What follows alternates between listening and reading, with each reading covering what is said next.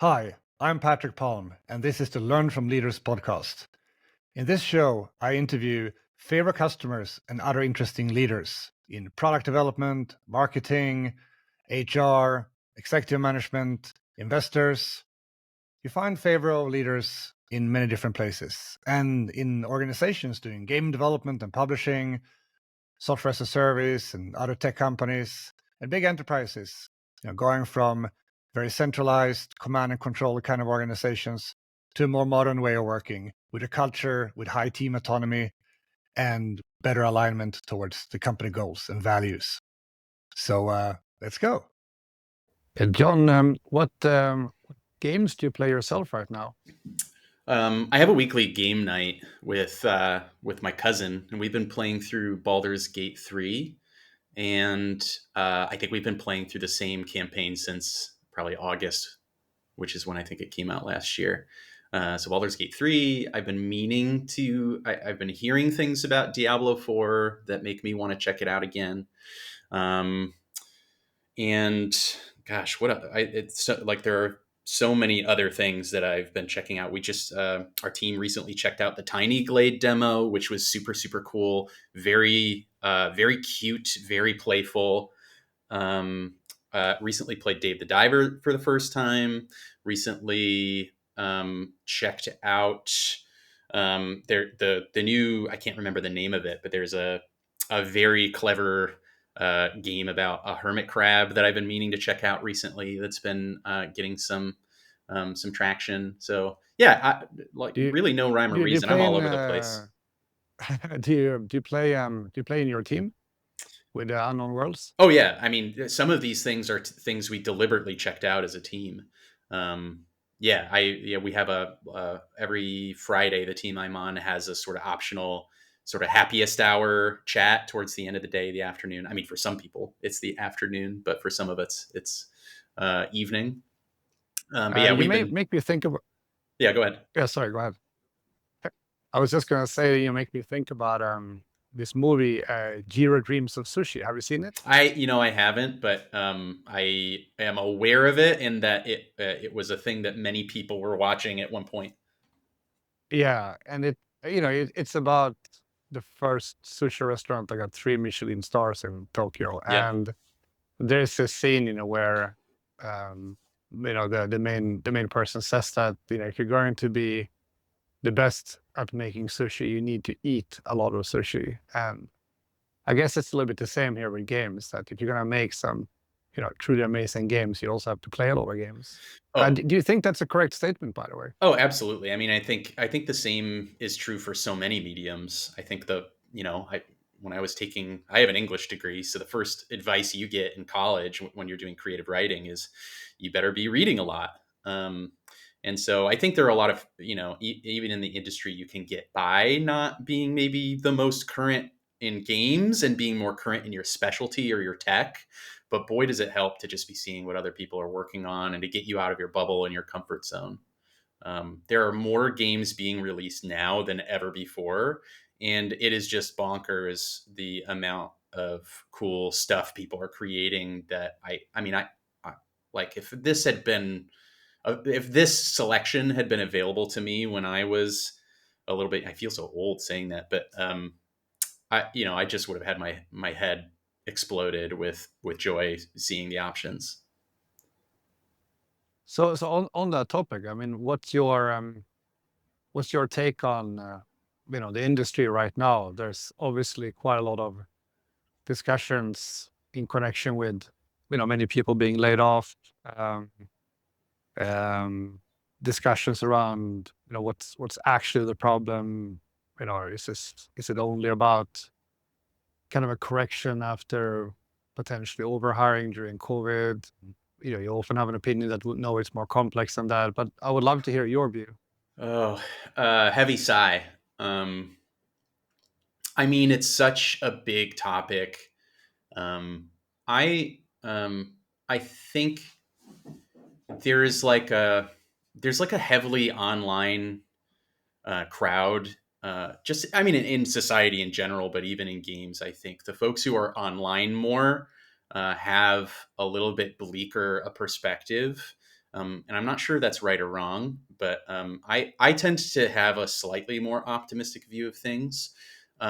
That said, heavy disclaimer, like I think the trend that is happening right now is extraordinarily disruptive, and not just to obviously not just to the industry as a whole, but we forget that each person here has a life and decisions. And I've talked to developers who had just closed down houses or just moved to a new location and had their livelihoods sort of suddenly and without warning maybe stripped away from them. And so there's a tremendous human cost here that I think when we're looking at the sheer numbers, we can almost lose sight of it. And so I think disruption is really the word to be discussing when talking about this, not just to the human part of it, but also we have, I think, more so than maybe similar cycles I've seen in the past in games. This feels like the discussion around AI and other emerging technologies gives it a different taste, right? I tend to think that the AI adoption is going to be a little bit slower than other people think. And you can't really separate the conversations about like, hey, what are the projections we're making about what a game should cost? What decisions have we made? And are there what kinds of not just at studio levels, but sort of high level in the business of games, but what assumptions go into what it takes to build a game and how many people we need to do it and what sorts of tools are at their disposal to do it. And so I really don't blame folks for having a sort of shapeless anxiety about the future of things. And it affects it, and again, the word disruption, it affects the people who are also, currently unaffected by the wave of layoffs, but are it's constantly on our minds. We had a company all hands recently where of course it came up, people are concerned about, hey, everything seems positive, everything feels good, but hey, this happened to this other studio or my friend. And, people, it makes you look at the world around you with a slightly different tint or a lens. When do you I mean, this is a tough question, but when do you think we'll start seeing? Well, let's put it this way: it's a two-part question. When do you think we start seeing things changing, going back to more positive? And what do you think are the positive things that will come out of this? So if we move on from the negative impacts that you addressed, what do you think are the good stuff that's going to come out of this? And when do you think we're going to start seeing a bit, let's say, better mood in the industry? I feel like there are two questions there. When will we see a better mood in the industry? I think is different than when will we start to see the positives. The mood. I mean, I've been in games for. I'm approaching. I'm approaching the 20-year mark, maybe in the next couple of years here, and I don't think anybody's ever in a in a good mood. I don't know. Maybe we're a bunch of pessimists, but uh, uh, I always feel like we've sort of been trained that your loyalty isn't always rewarded and things like that. So I don't know that the mood is necessarily a good indicator, but what I do think is that um, the the positives, and I feel like this is maybe a false binary too, right? Like I think I've been reflecting a lot recently just about my career and personally and about how I view the world. And I almost think that we have these maybe false binaries. And so there we have this habit of saying it's all good or it's all bad. And I was just talking to somebody who was recently laid off, and we were on a call together as a result. And we were talking about how disruption um, sort of we end up siloed a lot in games, not just in our departments, not just in our projects, but as whole studios, right? And I think that we have mechanisms for sharing amongst each other, things like game developers conference and stuff like that. Like that's, yes, let's take that for granted. But when it comes to even forming connections with people at other studios, I think we connect with the people we're being creative with, and we suddenly have a bunch of people who are going, hey, my studio's no longer around, or the project that I was really excited about is no longer funded, and we're looking outside of our studios and projects for connection. And so the conversation I was just having was, hey, I didn't know you before this happened, and um, it's forcing a lot of us to look around, not just at who else is in the industry, but what else can be part of my what else can be a part of my creative experience other than just my like heads down experience of this project. And so, yeah, I don't know. This is me. I'm maybe being too philosophical here, or too rambly, but I do think that there's always an opportunity to recontextualize the world around us, to look around. We can actually see who our community is, because it's not necessarily just these companies, these studios, and these projects, but it's actually there's a whole industry here, and there are all sorts of smart, talented, creative people I haven't met. And boy, is it nice. Boy, does it suck that the context is so negative, but it is also nice to meet these people and connect with them. And um, yeah, I don't know. There's no there's no like all good or all bad experience of the world, I think, and I think it's important to recognize that. So, John, I think one question I'm always curious about with everyone that I interview, and to be honest, I have a tendency to ask this to people outside of podcasting and our interviews as well, and that is, what was the biggest crossroads in your career? Oh, well, yeah, the biggest crossroads was, yeah, that's an easy moment to identify. I um, made the transition in 2016 to a different studio. I sort of quote unquote like grew up at one studio in Boston over at Harmonix, making music games, dance games, like Rock Band, that sort of stuff. And so, yeah, my first opportunity after that was at another studio, and I sort of bounced off that experience a little bit and found myself questioning, what did I want out of a career in video games? And I ended up, after a year or two of doing that gig, I actually landed in education for a minute. And so, yeah, I spent some time at the Rochester Institute of Technology working for the Magic Center there. And working with student teams, coaching them. And it was a really cool opportunity because not just for me, but for the students, because they were getting like up to $10,000 stipends to go develop their projects with professional coaching. So it was really fun. It was a really fun crossroads for me, because I got to um, it sort of had the impact of injecting me with a more childlike enthusiasm for what it is that we actually do, and why I got into games to begin with. Sort of seeing this joy about game making reflected back at me from these students was really cool.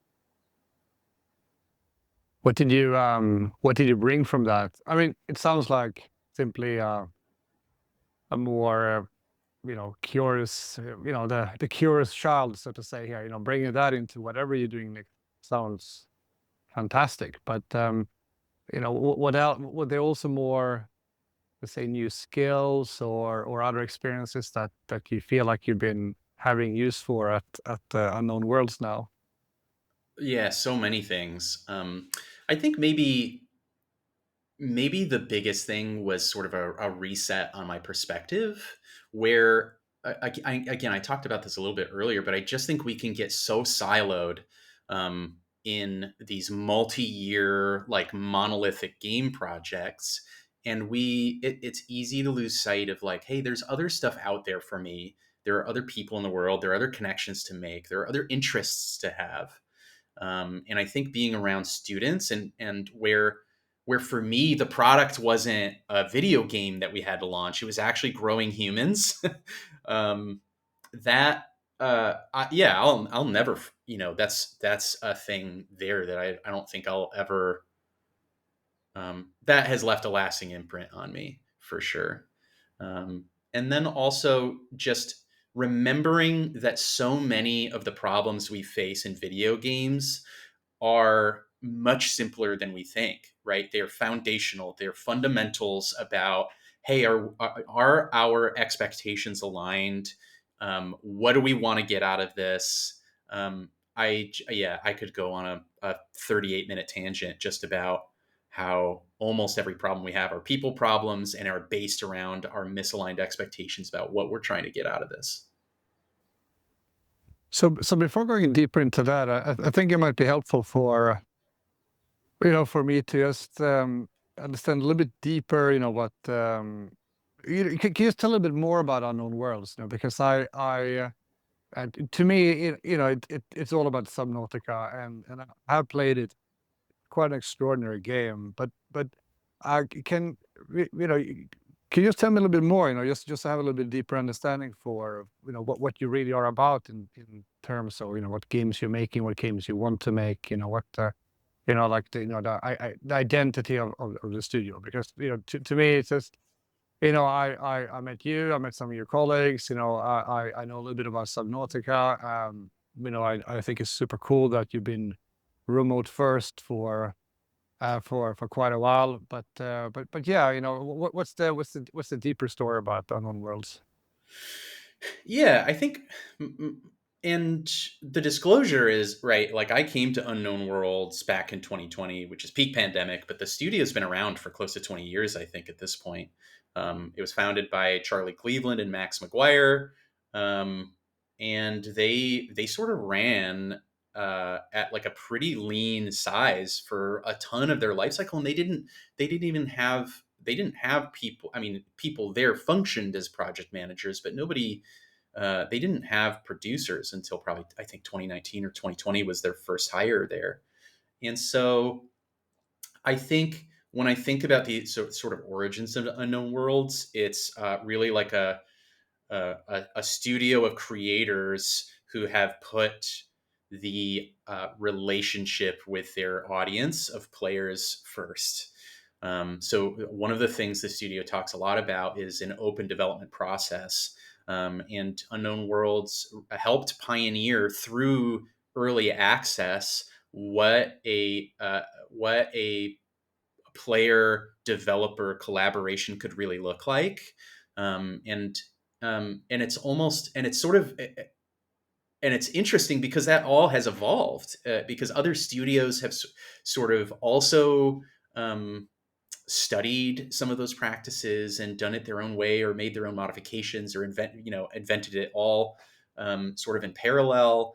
And yeah, I think if you look at something like early access on Steam now, you have like these highly polished games coming out, and you have studios testing like a narrower slice, and players, of course, have come to expect a higher level of polish. And so there's even an evolving conversation about what does the developer player collaboration look like. And again, I think that what you asked me about the identity of Unknown Worlds, and I do think that is a huge piece of it.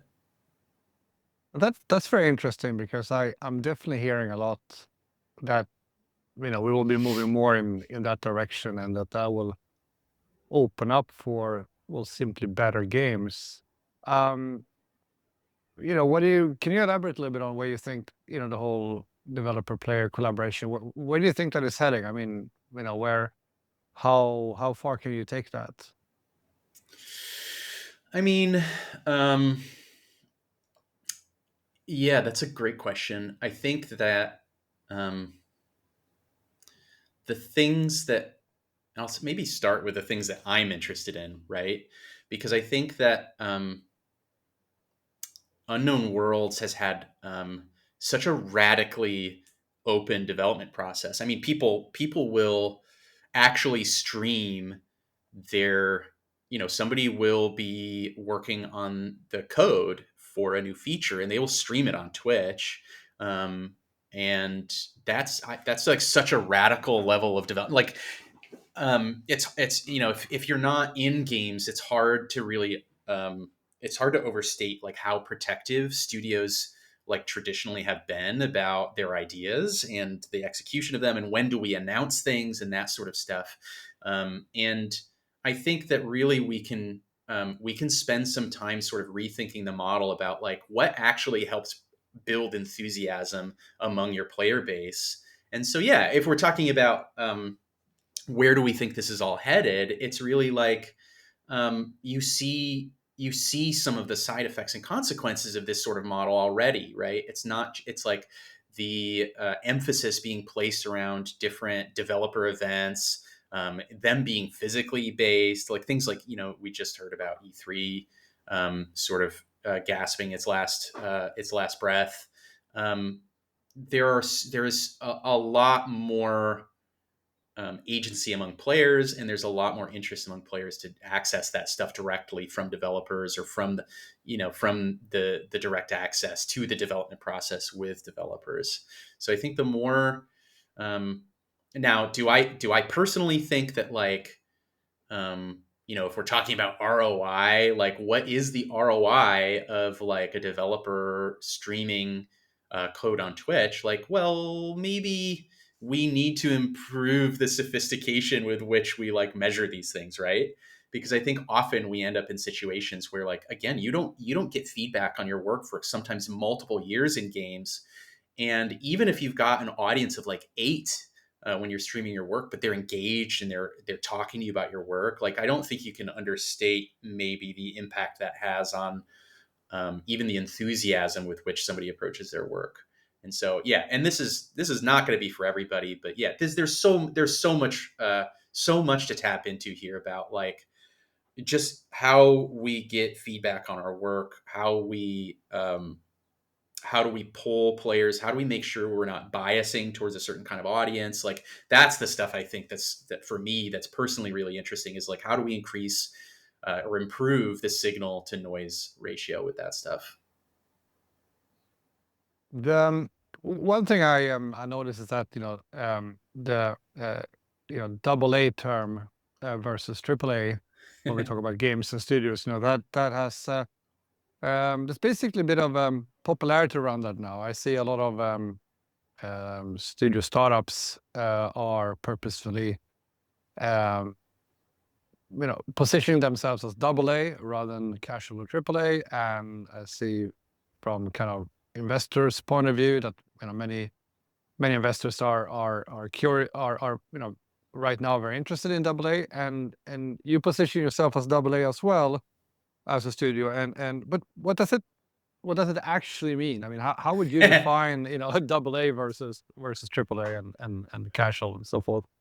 I don't know. I mean, I'm not like a learned student of the taxonomy here. In part because I think when these sort of classifications come up, you get a lot of eye rolling within the industry. Like we literally just had this conversation last week, and there were actual eye rolls about it. But I think it ends up being more of like a um, we roll our eyes because it can be a little bit reductive, right? Like it doesn't tell the whole story about like who a studio is and what they value. And if we only focus on like what is double A or triple I or whatever you want to call it, you're like losing a lot in that conversation if you're not being careful. That said, I think it's like a helpful way to like sort of brand a studio's or maybe not brand, but to signal a studio's sort of like framing. There's like I think there's definitely, we talked about the state of the industry earlier. There's definitely a reaction against sort of big monolithic publishers, and it's a way to signal like, hey, we're kind of small, like we're indie, we're like scrappy, or we're limited in size, or we're careful, or and I think maybe that's on the player side. There's a way to signal like, hey, it can be cool.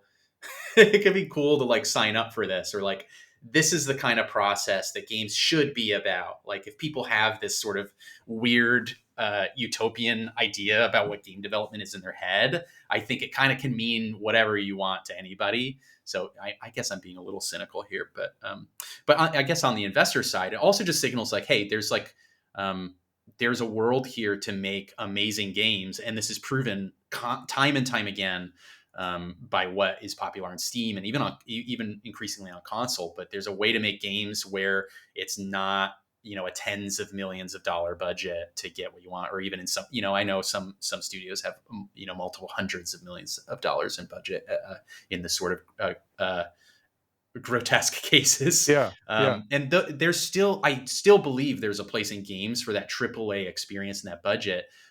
It's just not for everybody, and players don't necessarily all need that experience. That's not like a problem that everybody's looking to solve.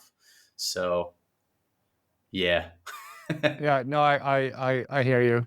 I mean, I think it's interesting in general with, when you have, terms that's going to signal something that, very often, I mean, this is a bit of a separate thing, but I mean, having been in the agile community for about 20 years, there's a lot of stuff that kind of goes into the umbrella of agile, development and business practices that are truly really good. But then, when something becomes successful, it also becomes a buzzword. And when it becomes Yes. a buzzword, there's also problems coming with it where you're going to have, basically some anti-patterns connected to it. So it gets complicated when it's kind of like, well, the core of it here is something useful and meaningful, but it also, it comes with a tail of some problems as well. And I guess it's the same thing here. 100%. Yeah. I mean, anytime like you have things that become like that start as a useful shorthand that end up becoming arguments. And that's the point at which I lose interest, right? Like, okay, we're no longer talking about the thing we started talking about. We're actually talking about something completely different. Yeah. So when it comes to remote first, I mean, you're a true veteran in that. Unknown Worlds, did remote first for quite a big team, way before, COVID hit and everyone started to think about remote first and hybrid and decisions around that. So before going more deep into that, when what was Unknown Worlds remote first from the very, very beginning? You said it's been around for about 20 years. So is that something that came over time, or what's the story behind remote first with Unknown Worlds? My understanding of like the first few years is admittedly a little fuzzy, but my understanding is like the remote first culture has been ingrained in the studio from the very start. I think there are longtime employees who sort of they're on let's say natural selection too, were modders or like competitive players who just started working for the company. They just like showed I don't know, this is maybe this is the impression I have. I know the truth is a little bit different, but they sort of showed up at the company and have been working there ever since. And what a cool origin story where you have people whose enthusiasm for what you're building is allowed to infuse in the creation of it, right? And so I think it kind of started there, and I'm sure like Charlie and Max and others who've been at the studio for since its inception would have like a way more interesting set of things to talk about there. But yeah, short answer. I can never give you a short answer. But the short answer is it's been part of the DNA from the very start, for sure.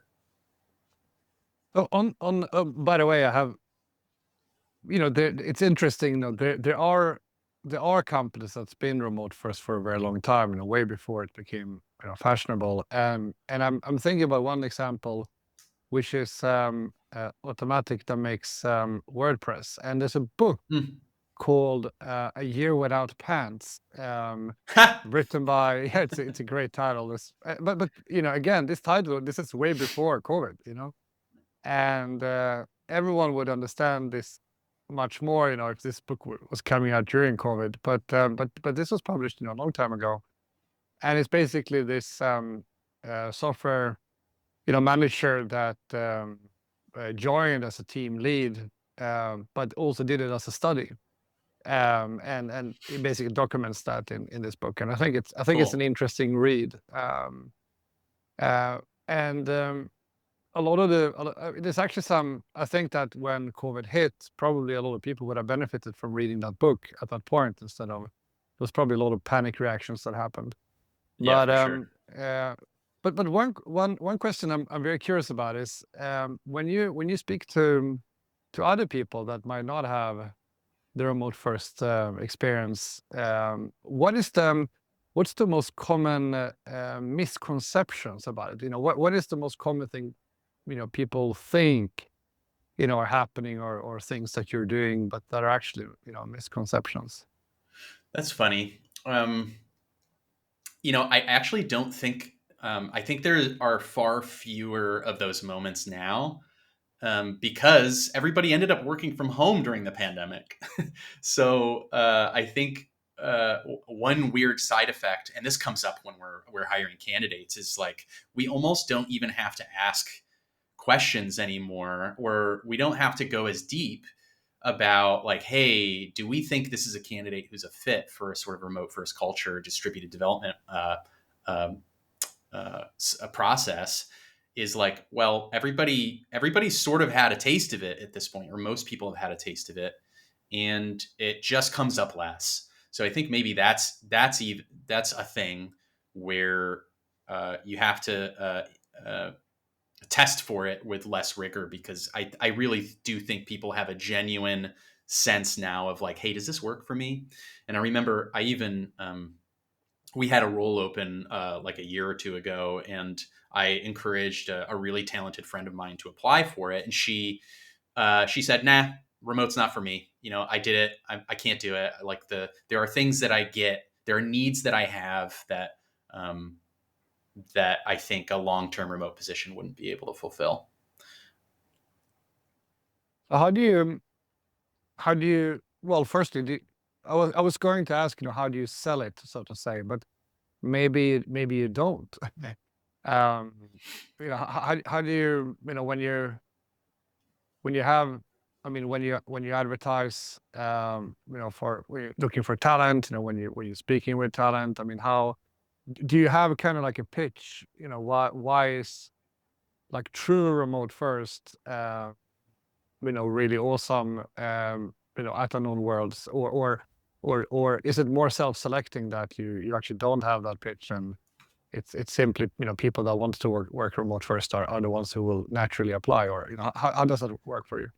Well, yeah, the answer is yes. I think both things kind of happen. And I also want to say that I'm like terribly uninterested in the maybe unhelpful debate about like which is better. It really is just choices, right? And so I think the pitch that the thing that sells me, because I'm a producer, and I think a lot of producers historically have looked at remote and gone like, I don't know, how am I going to be effective in that environment? And the pitch for me is just it's in so many ways, I think. Um, it centers, it's human centered in a way that I think sometimes an office culture can sort of I don't think it's like overt necessarily, but I think there's the kind of lousy side of office culture is it sort of, hey, we're centering the business, like you come here, you meet me here. Whereas with a distributed environment, my dog is laying 2 feet from me. The other day I was able to prepare for a dinner I had that evening, and I had a pork shoulder that was braising in the oven. And so I know these are like superficial parts of it, but it extends down into the work, right? I think there's a lot more attention being paid now than there was maybe 20 years ago, or even when I was starting in the industry, about the power of working alone, and the power of quiet time and not having your attention sort of ripped from you. And again, I think there are positive parts about that in an office environment where, hey, like I can just go to somebody's desk and answer a quick question, which is a bit harder in this environment. But yeah, it centers the human. The other thing that we talk about a ton in the studio is how culturally diverse we are. We have a ton of people in Western Europe, Asian countries as well. We have somebody who works in Japan like months out of the year. We have somebody in Australia, somebody in Brazil. Um, and I just see the world differently now by working alongside folks. I mean, this was the original pitch for the internet, right? Is like we're gonna like blur the boundaries of, I don't know, like of what a country even looks like, and in the work that we do, that blurring happens all the time. Well, So yeah, that's an interesting take on it. The kind of like original pitch for the internet versus it. All right, so we're finally getting there. So, when we're talking about talent now, well, first I kind of just want to make a statement. So, I mean, I get into conversation often about, I mean, the conversation that you said, you don't like, which is better. That's the one I'm getting into all the time. yeah, yep, Since we're with Favor, we're ultimately working with helping organizations organize themselves in a more efficient way. I mean that's the hmm core of the problem that we're interested in and we're helping people with. So remote first, hybrid, various degrees of hybrid, etc. I mean it's still a very, very topical question, and it and when it gets into the whole like what is better, um I would I mean, I personally, I think hybrid is great. We are a remote first company ourselves at Favro. I think there are, I mean, but I recognize that, if you make like a plus and minus list, for both, there's going to be things both on plus and minus, both for office versus remote first. So it is a choice, where you choose between good things and you choose between challenges. And the only, let's say, very clear, or let's call it opinionated advice that I have, that I really feel like I can stand behind, is that whatever you choose, you have to design for it. hmm Because if you're really an in-office company and all your processes, everything is set up for the environment, and then you're trying to do remote or hybrid, that's going to be painful and suboptimal, and vice versa. So you have to design for it. And so my first question is, do you agree with that statement? Yeah, 100%. And I liked that you said it's a choice, right? Because I think so much about remote versus office is, it's not even, and you talked about a pros and cons list, and that can be a helpful framing, and I would almost prefer the word trade off, right? Like Mm, what trade offs um, are we making implicitly because of this choice, or like what are we saying yes to and what are we saying no to? And I completely agree about, yeah, if you're signed up for the choice that you've made, it is so much easier to design with intent for that choice. When you don't make the explicit choice, when and you spend your time sort of, even like, and this is true for so many things in life and in software development, but if you live in this we haven't made a choice world, you end up arguing about the choice and you don't spend your time designing for it.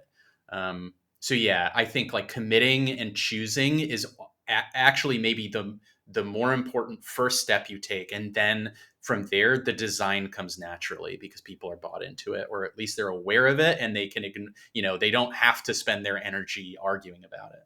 yeah, I think that's very helpful advice. I think anyone considering these things, you really have to make up your mind. You need to create. There needs to be like a vision. There needs to be uh, a kind of like a picture of that. What is it that we're trying to achieve with this, and then you start Yep. designing. I think that's great. So then going, since we're agreeing on this, let's go a little bit into the details there. So you talked about talent and recruitment here. So let's talk a little bit about that. When you are looking for talent, and well, let's put it this way: when you're looking for talent, what are the qualities that might be a little bit specific to the fact that it's remote first, that you're looking for, and then what how do you how do you notice that, that is important, that that's the case, once they're in the team? Sure. And some of these things, I think there's like a few studio values we kind of throw at the bottom of each of our job descriptions. And I think they tend to focus on like all the obvious stuff, like you need to be disciplined, autonomous, that sort of stuff. But some of it is just more like even more practical. It's not even about characteristics of the candidate, but like um, how much overlap, like how is this team constructed and how much overlap are we going to have with time zones? Do we need more support for folks living over here, or is it okay for this to sort of be more asynchronous or sort of more ad hoc about how we choose to fill that? We're in the process of filling a role where we, on another project where we knew that our Western European cohort of developers were not getting as much sort of production support, and so we needed to make sure that the candidate was going to have a certain amount of just daylight hours of crossover with them to make sure that they had support. So sometimes it's as simple as that stuff. And yeah, it definitely, we talk about choices, we talk about trade-offs, and one of the trade-offs we make is that, hey, we want sort of the best candidates around the world, or some of the most diverse pools of candidates around the world. And the trade-off sometimes is like, hey, we want this really great candidate, and we accept that we're going to only have 5 hours of overlap between them and maybe somebody else or their team or something. So yeah, I don't know if that answers your question, but Yeah, but I'm going to I'm going to hold you a little bit on the kind of characteristics of the person, because oh, I do please. think there are differences there. I mean, for example,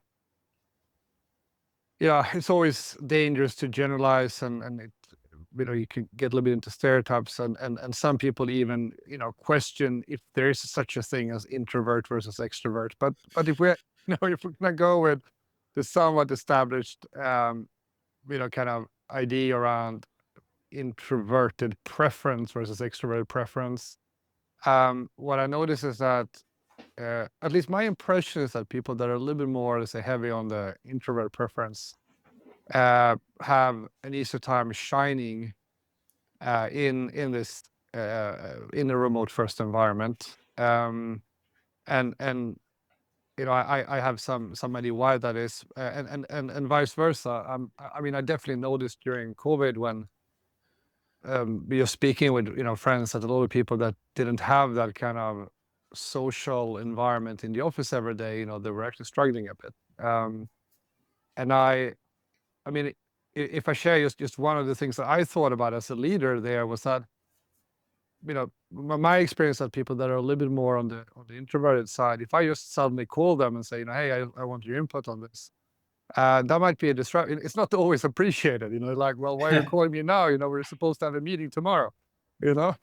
um, versus, I noticed that it was almost like a little bit the other way around with people that are quite extroverted, that they really appreciated when it was like an unexpected call and a little bit of chit chat, because that was the one thing that they missed the most. So these are some simple examples, but how do you think about these things? I mean, I 100% co-signed so much of what you said.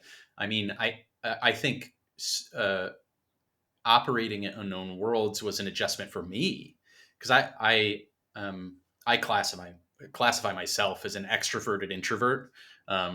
I am capable of being, of being extroverted, but I recharge when I'm by myself, or recharge when I'm doing things alone, or Mhm. quietly.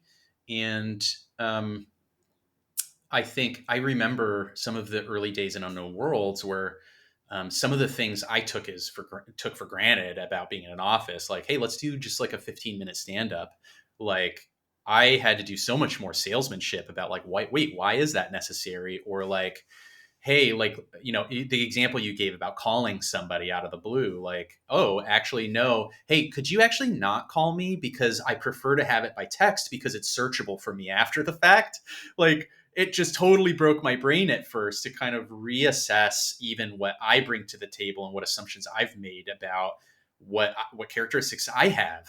And so I think we have a tendency to treat our own sort of characteristics as maybe static, like I am an introvert, or I am this way, or I prefer this. But if we, I believe that we all sort of live on a spectrum and we can sort of adjust to our environment. And again, just like signing up for it ends up being the most important thing. So I'm like, okay, I really want to, I want to make sure that we still get this important crosstalk. And I want to make sure that I'm supportive of an environment that found a ton of success before I ever stepped foot into the building. And so I think if we're talking about characteristics of the ideal candidate, I think it's somebody who has the adaptability and flexibility to adjust to meet the specific needs, or adjust and make affordances for their colleagues in a way that you might not do if you were just in person. I feel like in-person life ends up with I just feel like we didn't question enough of the assumptions we made there. And working in a distributed environment is allowing me to do that. And I'm also seeing what you said about how, hey, maybe folks who are a little bit more on the quieter side have an opportunity to be more successful, just because the constraints have changed. I could talk about this like for Yeah, and 28 hours straight. you just made me think about something. We often talk about all the things that's harder as a leader in a remote environment. Yeah, But one thing that I think is, in a way, easier is that is to really stay focused on output. I remember writing oh an my God. article some years ago for a software publication called Output Driven Development, and some tips and tricks around how to do that in a good way. And I think a lot of people and leaders would agree that what's important is the value you create, not how many hours you spend in the office, etc., etc. But a lot of that stuff is sometimes a little bit easier said than done. But sometimes you might have, for example, a company where you have a value that your focus, it's not about who works the most hours, it's about creating value. And but even with that, you're still sliding into kind of behaviors that well, let's say that you're kind of like an in-office company. It's still going to be, let's say that you have someone who is not only I actually had a conversation the other week at the conference about this. So let's say that you have let's say a coder who is not only fantastic, but also someone who's working ridiculous hours for Sure. whatever reason. It's very easy then that turns into that becomes the norm and turns into culture, because this guy is great, she or he is a hero, and kind of like setting the tone by that, and then boom, you end up in in kind of like a macho culture around who stays the longest in the office. It's very easy to slide into that, even though you didn't intend it. And so my point here is that with remote first, where it's kind of it's kind of easier to only you don't get distracted by as many things. It's easier to just Sure. look at what does this asset actually look like right now? What is what is the quality of this code, et cetera, et cetera. It's easier to focus on just the results. I can see that that's actually a benefit, that it's easier to not get sidetracked. Yeah. I think that's definitely true. Since you're in the production part of it, why don't we talk a little bit about talent there? So what's your view on what's the difference between a great producer in an office environment versus a great producer in a remote first environment? Good question. I mean, I think there are I think in general, folks who kind of count on, and again, we're speaking in generalizations here, so take this all with a grain of salt. But I think folks who trade on sort of office, I don't want to say office politics, but like the office cachet, like the sort of social currencies.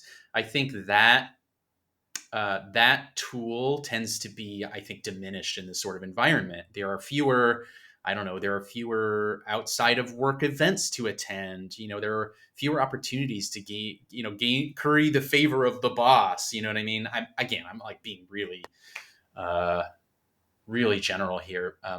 And so I would say that the folks who count on that to be successful, um, and I think it's not just the cynical stuff. I think there's in general like folks who are more on the extroverted end or more on the like counting on more of a pinging system, like validation, like externally valid people who count on external validation.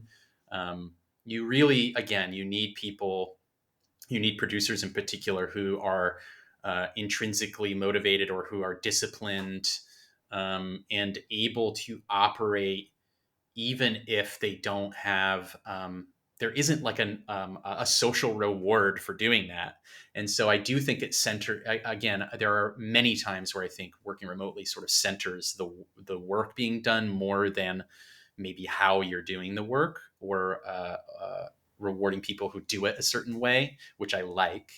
But again, I think like most of the same stuff for producers still applies. Like I talk all the time about how I'll take persistence over perfection any day of the week. Like for the most part, like if I've got a producer who they might not do it the ideal way, but they will just keep at it until they find a solution.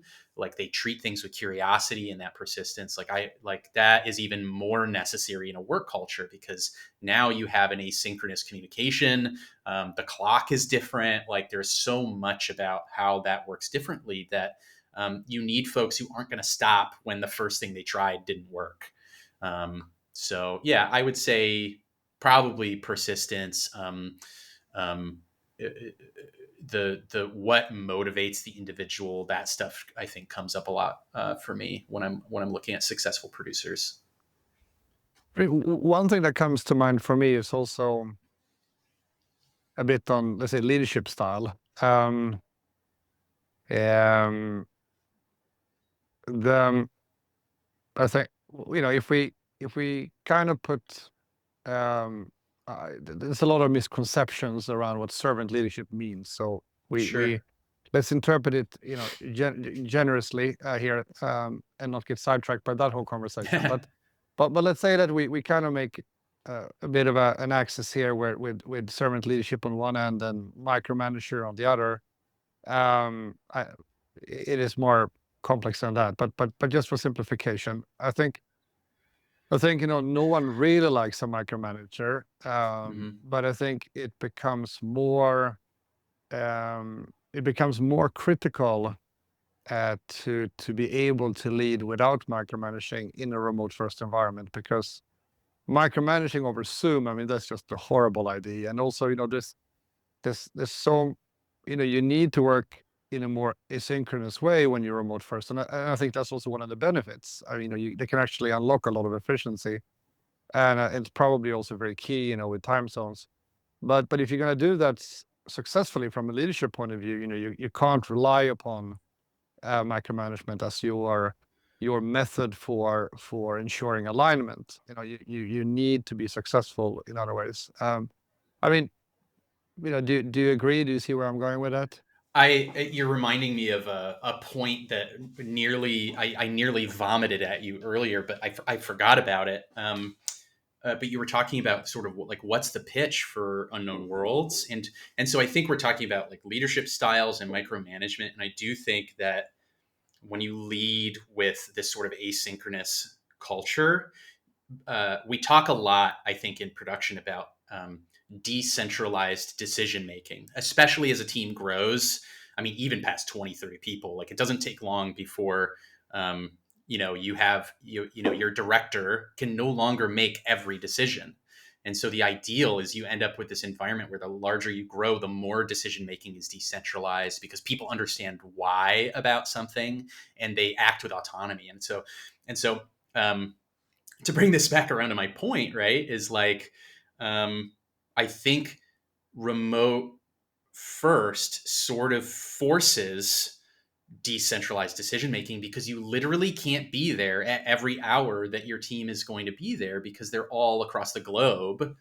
And and you sort of, and again, we talk about signing up for it, and one of the things we sign up for here is that you will be expected to act autonomously, and that is a two-way street of trust, right? You trust that people are going to set the appropriate supportive context for you, and you will trust that they won't micromanage your work. They will give you time to go, hey, you have an itch, like, you want to see the feature explored in this way. Like, guess what? You have an opportunity to go scratch it because nobody's watching or measuring every single last hour of your time.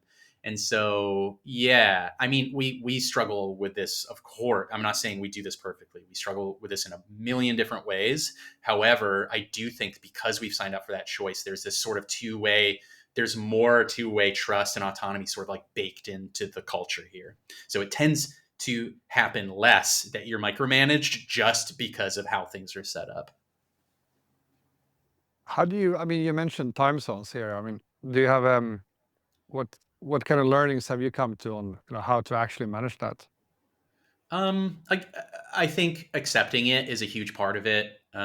We tend to select for individuals who are accepting of the like occasional chaos that calls, and you also accept that sometimes somebody's not going to show up, right? Like, they have, hey, this is 6 p.m. or 7 p.m. for somebody. Yes, it's the only time the rest of us could do it. And this ties into the point about decentralizing decision making. Or sometimes you learn about the things that you can let go of a little bit. You can take your hand off the wheel a little bit because you're recording the meeting, or you're sending a follow-up, or you're asynchronously communicating about this thing after the fact.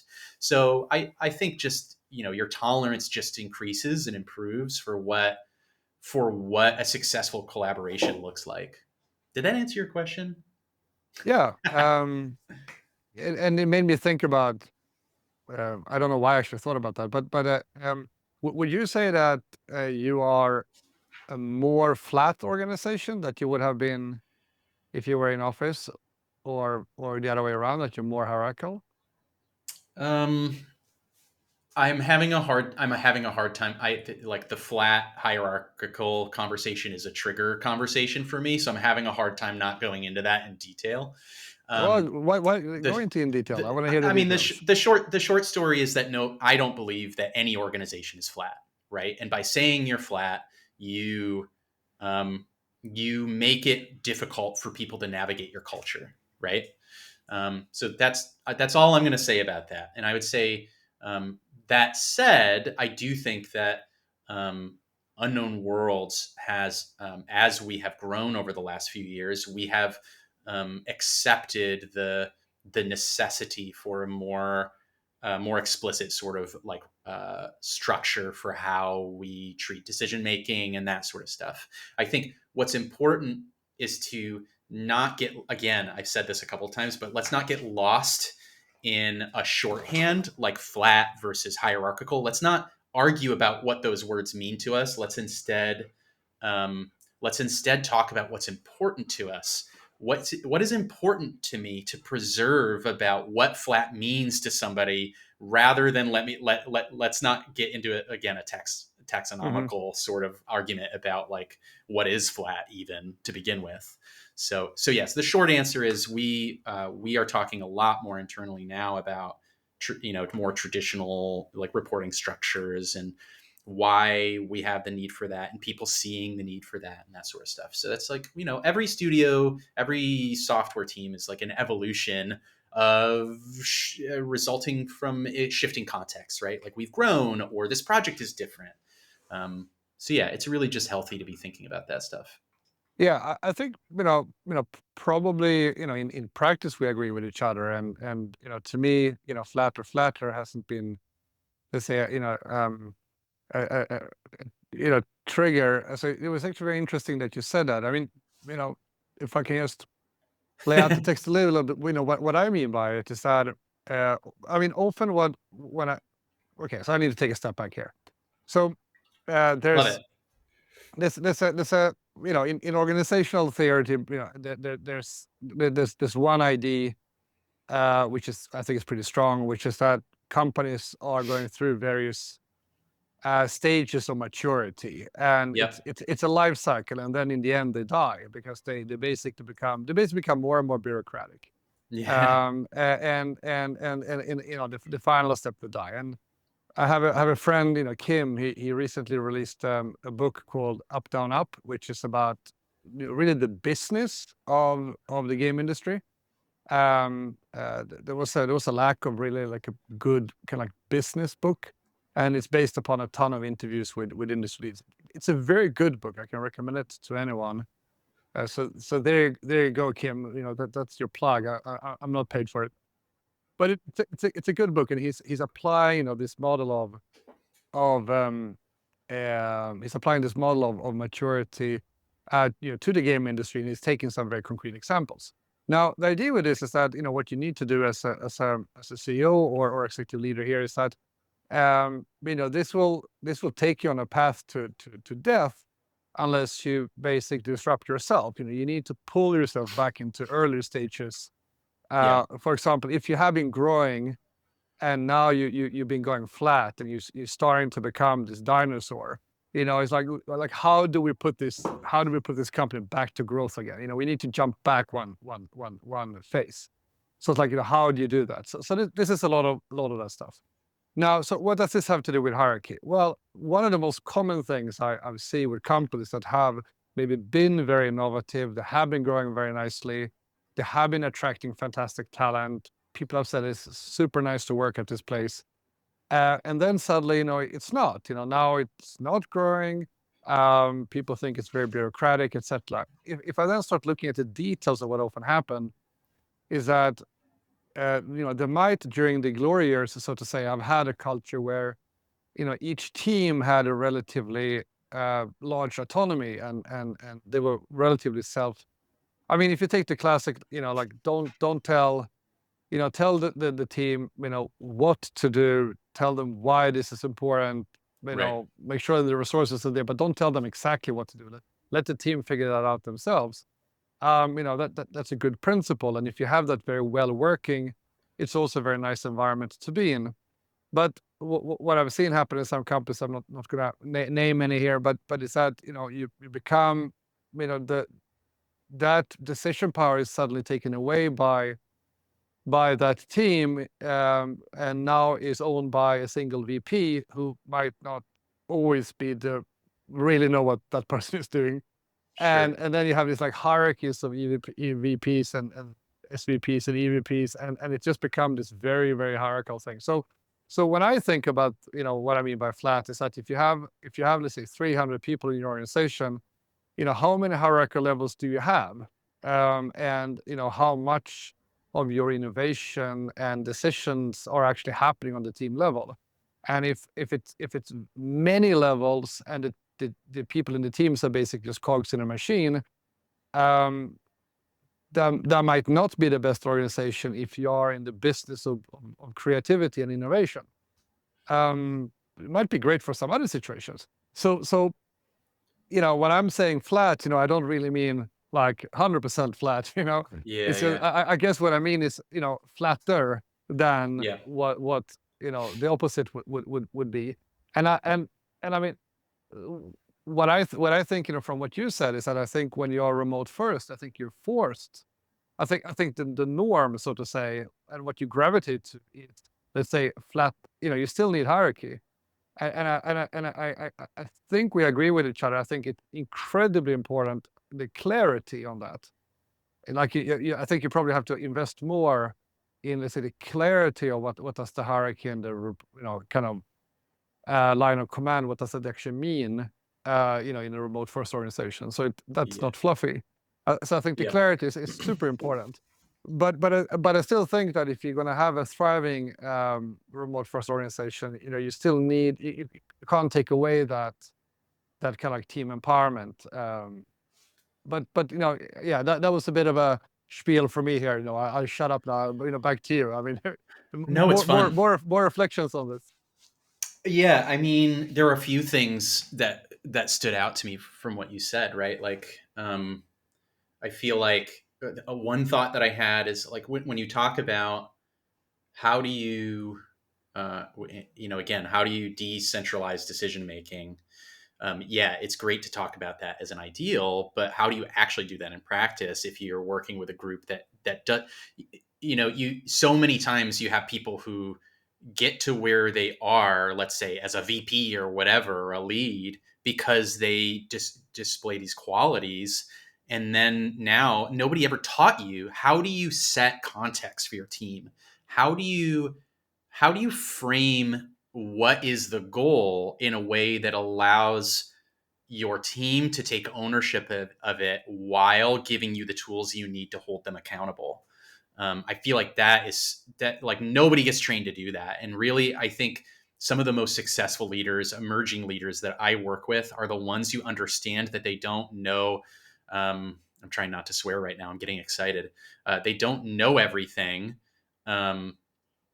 And to go seek out what they don't know, right? Like what coaching can I take, or what classes can I take? Like whatever that looks like. So I do think that as people are changing context in their careers, they need to be thinking about that stuff, and realize that the tools that you use to hold the people around you accountable need to get more sophisticated. And sometimes that's a combination. It doesn't mean you necessarily have to take your hand off the wheel, but you do need to loosen your grip, and you need to behave differently with them. This is something I've been thinking about. I had a really interesting conversation with my boss yesterday about how do we go about framing the problem we're trying to go solve with people, instead of just barreling forward with whatever solution we think is the right one. So that's one thought, and then the other is really like, I don't know. Well, let me I feel like catch we were you talking on about so much. Yeah, yeah. please Let me help catch me. you on one thing that you said that I would like to hear more about. You mentioned accountability, and I find that accountability is actually very hard. Much harder than people think it is. It Yes. was a great talk at the GDC this year by Ben Kajich from the Building Better Games podcast, which I think is amazing. And he did an Please send me absolute. that link. Oh yeah, I yeah, would I'll love to watch it. definitely do it afterwards. I mean, it is such a great talk. And he was basically giving like a model for that, and I should maybe plug that here, that he will be coming on my podcast. So we will be Fun. talking about that. So there's gonna be some discussion around that with him. But I want to ask you, your take on it. How do you how do you hold leaders reporting to you accountable? How do you coach them to hold the teams accountable? In a remote first environment. Yeah. This is something that I think I will be a student of the rest of my career. This is not something you just create a process or you write an algorithm for and you run it and it just works. Um, every situation is different. Everybody sort of has different things that motivate them and different things that work for them. Um, and so, uh, and so as a producer, I am all about something that I believe in is reducing problems often to their simplest components, right? And so for me, accountability often stems from like our expectations are misaligned. So how do we examine that? How do we discuss it? How do we unpack it? And then and so often when I'm working with leads for the first time, I usually it's almost like working on a contract with a new vendor. The contract is there for when things go wrong, not for your day to day, right? And so you're setting expectations with folks with the idea that hopefully we will never have to refer back to this. But if we do, we did the work now to do that. And so anytime I'm finding that, hey, I'm having trouble holding this person accountable, it's usually because I'm skipping steps. I'm like rushing through the process, or we were too busy to really do a big alignment phase on what are our expectations. And then from there, when we're holding people accountable, there's no shortcut around just having the conversations the moment they crop up.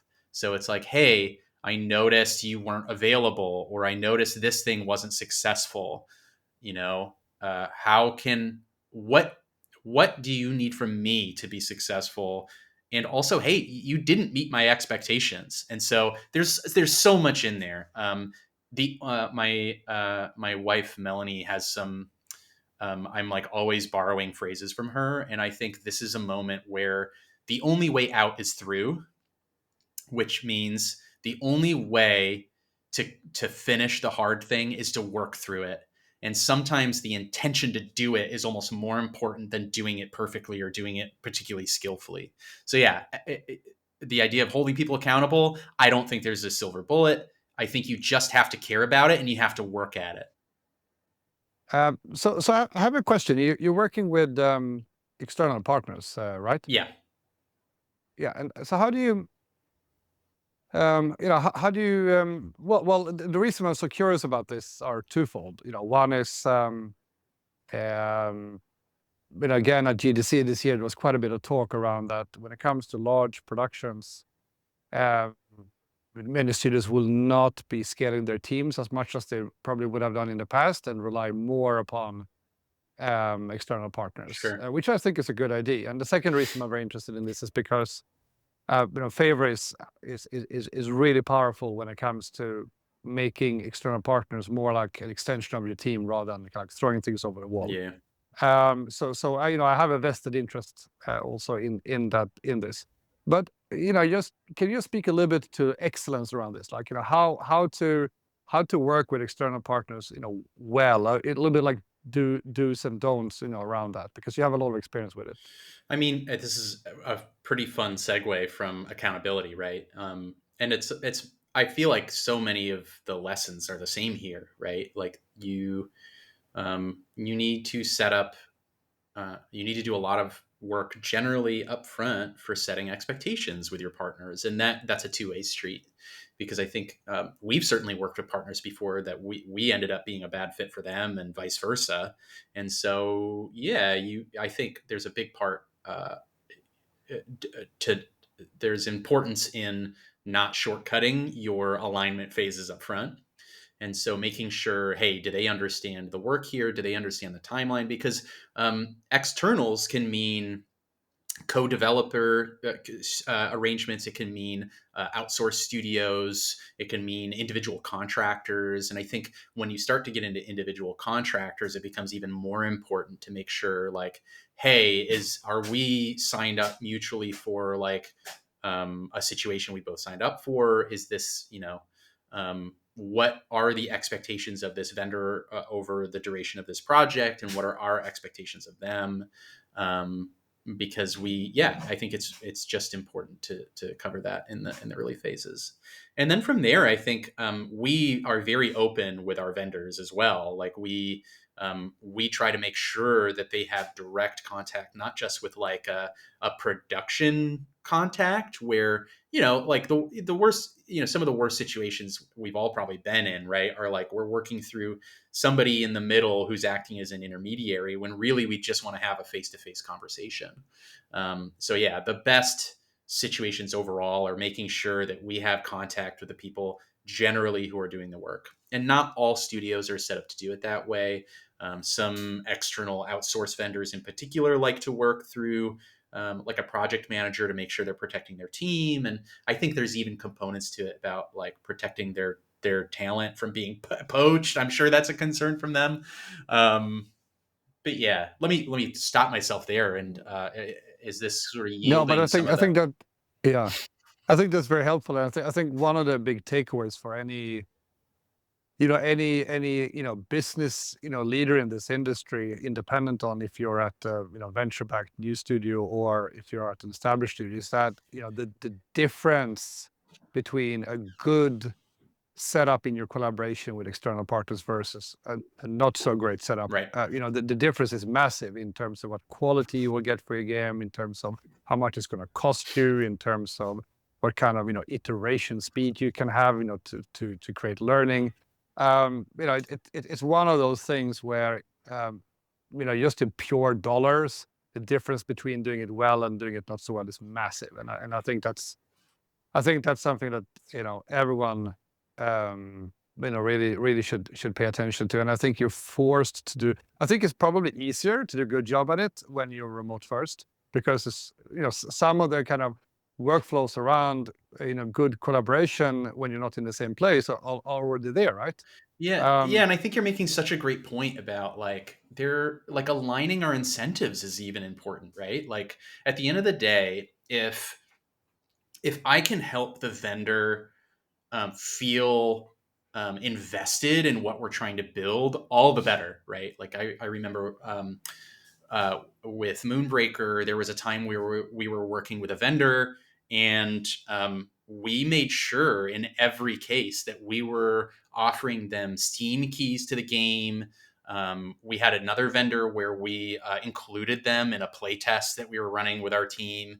And I just, it's not just about sort of like esprit de corps, it's not just like a sense of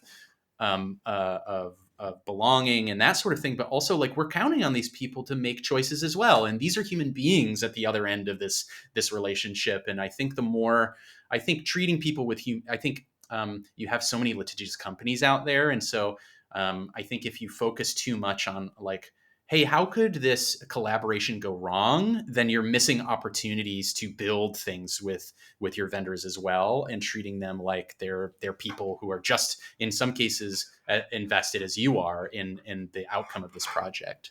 So, yeah. Yeah, cool. And I should, I'm grateful for the recording, we did, the video that we did where you were showcasing, how you were using automations in Favro to be able to, have a sign-off process for like an art director where it doesn't really matter if it's coming from internal or external, it just shows up in the simple view for that art director to, to sign off. I thought that was a good example of where, you, in a very positive way, can blur the line between internal and external. Right. So, cool. Thanks for that. This was, time flies. I think we can. I know we went long. Can talk for. Yeah, we can talk forever. I warned you. But, I like to talk. I do not mind. I think everything was very crisp. So Cool. This was awesome. Thank you so much. Yeah. Cheers, Patrick. Thanks for having me. I hope you liked that interview. If you did, you know what to do. Share it on your favorite social media so others can learn from the Favro community.